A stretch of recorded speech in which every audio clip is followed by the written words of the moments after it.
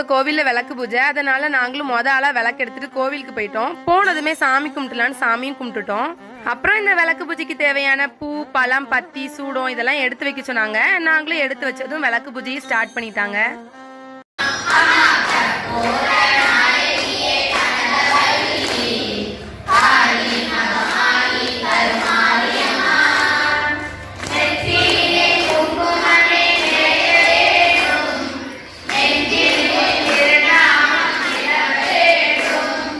பாட்டி எல்லாம் முடிஞ்சதுக்கு அப்புறம் விளக்குக்கு தீபம் காமிக்கணும்னு சொல்லிட்டு எல்லாத்தையும் எந்திரிச்சு நின்று தீபம் காமிக்க சொன்னாங்க. நாங்களும் தீபம் காமிச்சோம். அப்படியே விளக்கு பூஜையும் முடிஞ்சிருச்சு.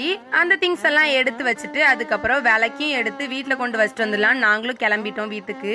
கோவிலுக்கு பக்கத்துல தான் எங்க வீடு இருக்கு. இருந்தாலுமே இந்த விளக்குல உள்ள எண்ணெய் எதுவுமே சிந்தாம வீட்டுக்கு கொண்டு போய் விளக்க சேர்க்கணும். அதுதான் பெரிய டாஸ்கே. ஃபைனலா நல்லபடியா விளக்க வீட்டுக்கு கொண்டு வந்தாச்சு.